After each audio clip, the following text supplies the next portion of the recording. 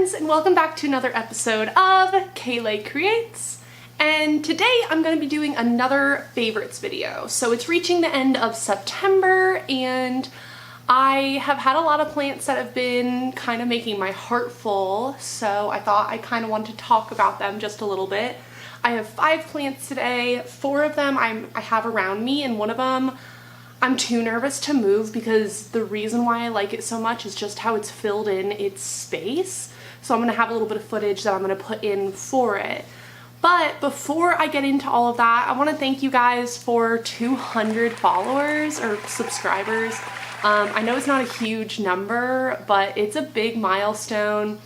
That's 1/5 of the way to 1,000, which is where I can be monetized. So I just want to thank you guys who have been watching these videos, who have been subscribing. Making videos again has been making me really happy, so thank you guys for kind of fulfilling that little happiness a little bit. Again, if you guys have anything that you really like or you want to see more of, please just leave a comment down below. And if you're enjoying my videos and you haven't subscribed yet, please hit subscribe. And if you have subscribed, I want to thank you guys from the bottom of my heart. But without further ado, I don't want to make this video too long. Let's jump into my favorites. Alright, so first I'm going to get a smaller one out of the way. And this one has been my favorite for a very long time, so it's kind of hard to see in this pot. I'm going to lean my camera down just a little bit in a second. But this is my Venus flytrap. So he's kind of down in here. I know he doesn't look super exciting or anything like that, but I used to live in Wilmington, North Carolina, and that is one of the only places in the world that these plants live in the wild. I did not pick this one from the wild. I'm pretty sure that's considered poaching. But I did get this one from a plant shop in there, and it just kind of reminds me of that home. I do not live there anymore, but I still consider it home. And a couple months back, I went on vacation and I guess I didn't fill my reservoir with water. What I do with my carnivorous plants is I keep them in cache pots that don't have any drainage in the bottom, and I keep filtered water in it, and it just kind of creates that bog-like environment that they enjoy. And I don't even have to think about them. I don't have to water them every day. I only need to give them water like once a week. So when I go on vacation, usually I'll just fill it up a little bit higher than I normally would. And I must have forgotten. And this one dried up. Its flowers have even dried up. So this was a big long flower. I actually really need to snip it. But I had absolutely no little mouths left, like 0. And I thought that I killed this plant. And it has grown back. I now have 1, 2, 3, 4, 5, 6 little mouths on it, and another one that's on the way. And I just love this plant. I don't actually feed it. I don't think you have to feed it. It is a plant still, so it can photosynthesize. I do have some carnivorous plant fertilizer, so you just like put little drops in their mouths or in the pitchers. You put it in their pitchers. But I haven't done that in a very long time, so I don't even know if you really need it.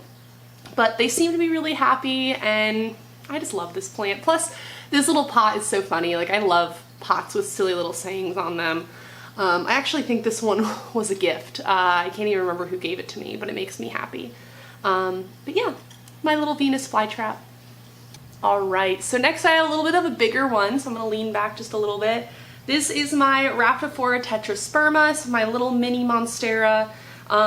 So when I bought this plant, I didn't realize what it was. The little card says Philodendron Minima, and I was like, that's weird. I've never heard of that before. I'm gonna buy it. It was only like $9, and I have a Rhaptophora tetrasperma, and it just does not do well. It will grow like 2 leaves with fenestrations, and then it will grow leaves without fenestrations, and I chop it up.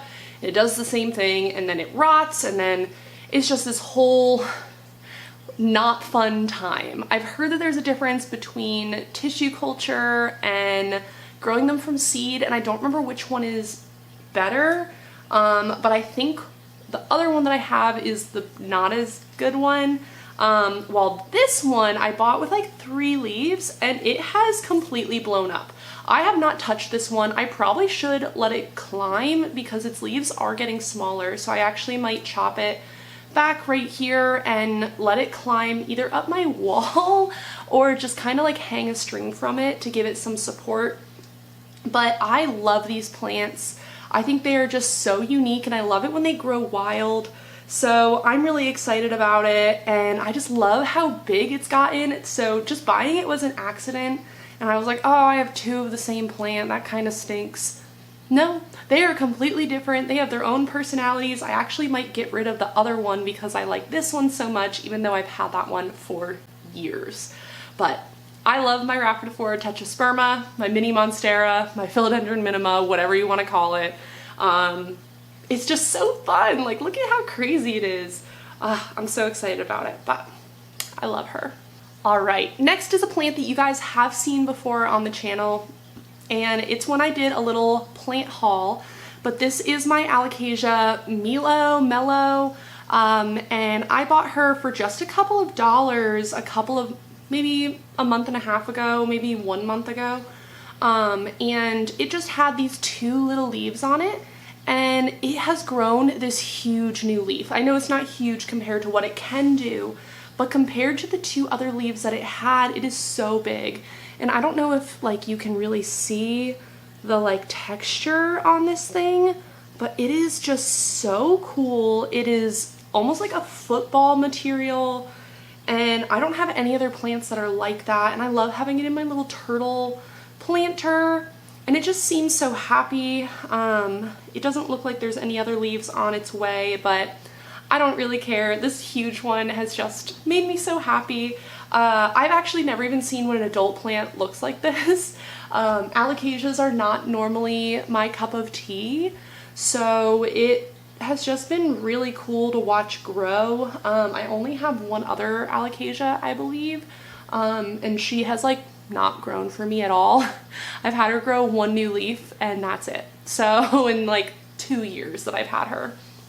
But this one's been really cool. Even if it doesn't grow for a while, I'm happy with this little leaf. It's so cute. This one lives in my greenhouse cabinet.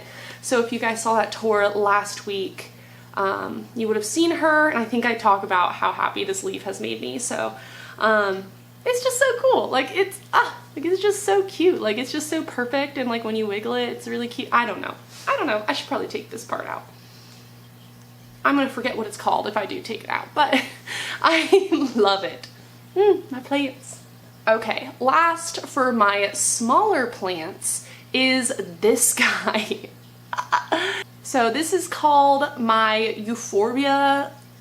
I think you say it lactea, but it's called a white ghost, and it is just so neat. I really like cacti. I think they're just a good staple. They're so easy. And I've had my eye on a white Euphorbia for a while, and this one was pretty cheap, so I just went ahead and bought it. And I bought it and it went to like here, so like just above where it kind of rounds out, and that was maybe at the beginning of this growing season, and it has given me all of these little arms. It did have one more right here, but when I dropped that plant a couple weeks ago, it did break off the little arms right here. I put it in the pot hoping that it'll sprout another plant. You never know, because that's why cacti are so cool. But yeah, like look at those arms, like that's so cool. It has almost like, I don't know if those are leaves or flowers up there, but I think it just means that it's happy. I do have this in my brightest window that I have. I keep forgetting to look up if it's west or south, but it is just such a bright window, and obviously it seems pretty happy. It does look like there's getting a little bit more green on it. I don't know if that's because the growth is newer up there, but either way, I think it's really cool. So I just, it's such a cool plant. Like, I didn't even know that it was gonna stretch like that. I was just happy with it growing up in one stalk. It's even cooler with it stretching like that. I might need to get it a bigger pot so that like it doesn't fall over, because it's kind of like wiggly, which makes me a little bit nervous, but it's fine. She's doing great. She's making me happy. And yeah, my white ghost. All right, and then last but definitely not least is my Monstera adansonii.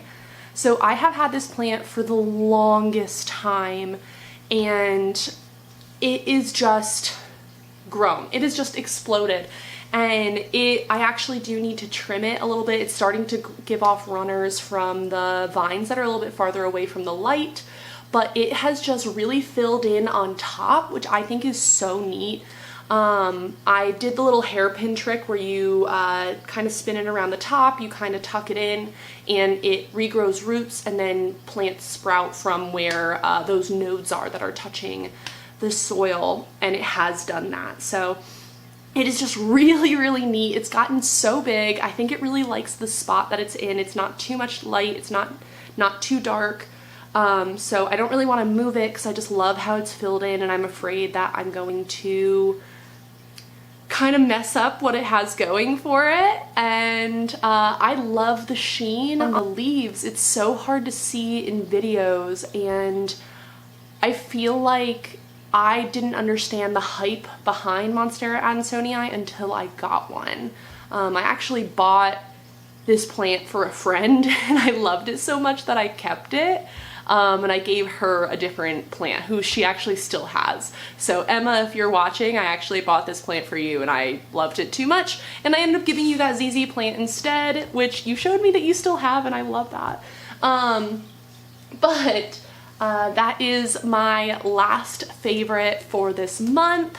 I know that it's reaching the end of growing season here in Tennessee, so I'm kind of hoping that I continue to have growth, since I do have some grow lights in my house, but I know it is going to slow down just a little bit. So I'm trying to enjoy the growth while I still have it. And these are just the plants that have been making me extra happy this month. I hope that you guys enjoyed this video. Please let me know if you have any plants that are making you really happy this month. And I hope to see you guys again on the next one. Bye.